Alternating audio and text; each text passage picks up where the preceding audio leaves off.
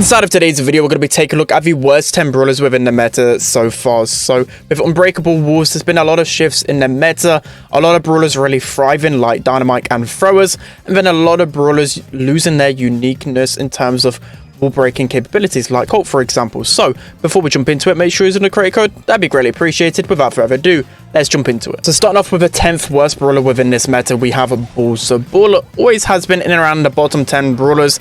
He's starting to go up in the rankings a little bit. The Unbreakable Wolves have definitely helped him out quite a fair bit, especially with the rise of tanks, and also just overall in Heist as well. There's just been a lot of big unbreakable wall maps, you know, even like Safe Zone, for example. You're just seeing so many tanky options, so many throwers, so definitely helping out Bull a fair bit. But still, Bull is extremely predictable in the meta, especially against the tank counters. It doesn't really have a lot going for him. Like his super, of course, is so predictable. A lot of times he'll just end up getting shredded before he's even finished his super, but still, at least in this tank meta, he's thriving a little bit. So next up, as the 9th worst brawler in the game right now, we have Colt. So Colt received a huge indirect nerf with all the unbreakable walls.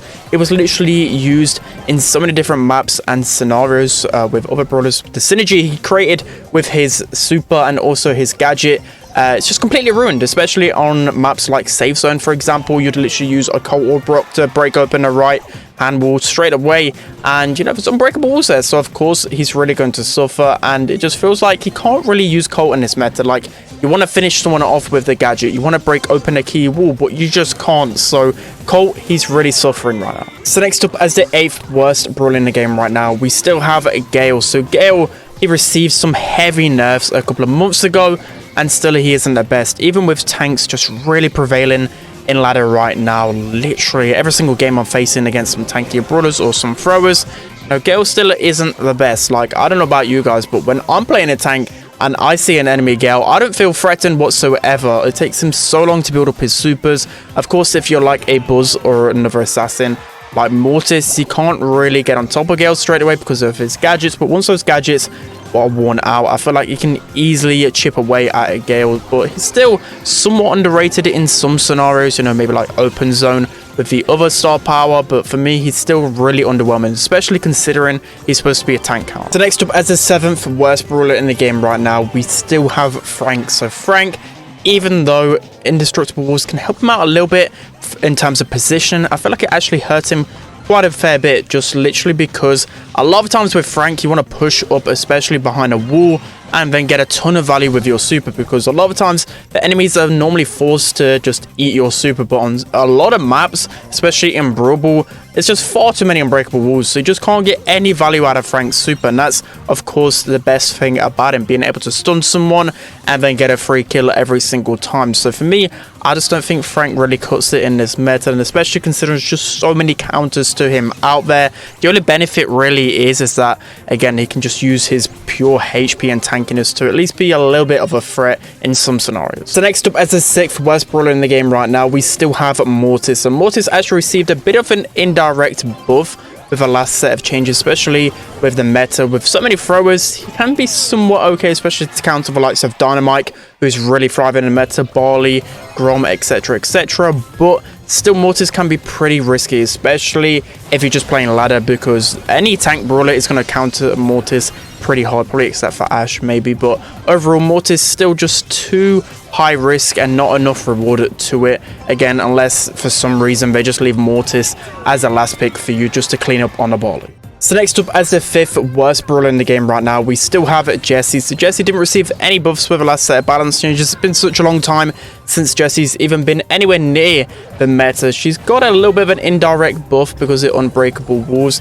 It allows her just to get a little bit more value with her turret, but still it can take too long to get her turret. Her main attack is just so easy to dodge pretty much all of the time, and still she doesn't really pack enough punch right now in the meta. But still, she can thrive a little bit in terms of once she gets her turret, she can start slowing those tanks, but still even the throwers are going to be able to take it down pretty easily. So for me, Jessie just isn't the strongest right now. So next up, as the 4th worst brawler in the game right now, we have Mr. P. So Mr. P, for me, is still just really bad. I still see some pros actually use Mr. P, especially to counter the likes of Gene in some scenarios. You know, they actually use him But for me, whenever I play Mr. P, I always struggle, especially if someone's opening their eyes, especially in like a medium to long range fight. You're hardly ever going to hit a briefcase unless they're really fixated on dodging someone else. It's pretty hard to really get your super with Mr. P. And of course, sometimes it can be pretty good to counter those single shot brawlers, but it's just too high of a risk and not enough reward, especially on ladder when so many brawlers can just close the gap to Mr. P and he just deals no damage.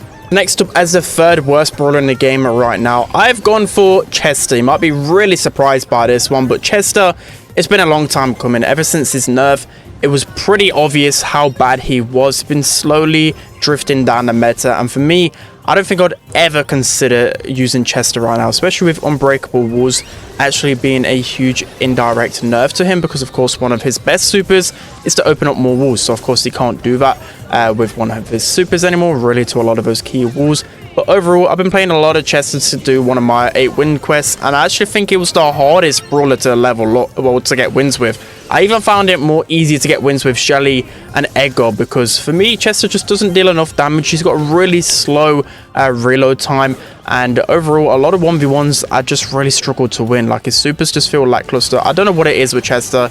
He's just pretty terrible. He's easily one of the bottom 10 brawlers in the game right now. The next up, as his second worst brawler in the game right now, no surprises, it's Shelly. So Shelly still received no buffs with the last set of balance changes. If anything, she received a little bit of an indirect nerf because, again, Unbreakable Walls, her super, used to be able to use it in synergy with a lot of other brawlers, especially to break open key walls. But still, you know, tanks have risen a little bit, but still just find it a little bit awkward to use Shelly a lot of the time, especially if there's a map like on ladder yesterday. I forgot the map was even called, but there's just so many Unbreakable Walls. I just couldn't get any value with her super. So for me, she still is pretty bad. So now moving into the worst brawler in the game right now, we have Edgar. So Edgar, you know, everyone was anticipating that Edgar was finally going to be a rework. I guess it's going to be with the next set of balance changes, I could only presume, because it's been such a long time since Edgar's even been usable at all. In 3v3 modes, he's just terrible. In Power League, I don't think I've ever seen him except for maybe Pit Stop, for example. But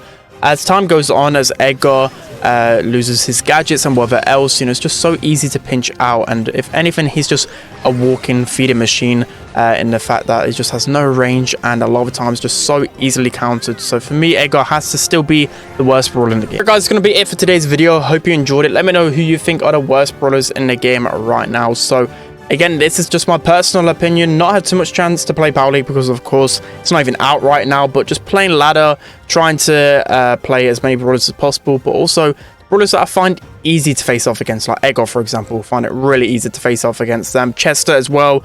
Find it so easy. Even as a tank, I feel like you'll have the better of the 1v1 against Chester, even though he's supposed to shred a tank. So yeah, that's going to be it for today's video, guys. Hope you enjoyed it. Also, be prepared for the RT video tomorrow when the new season does drop. Don't forget to like, comment, and subscribe, and I'll see you guys next time.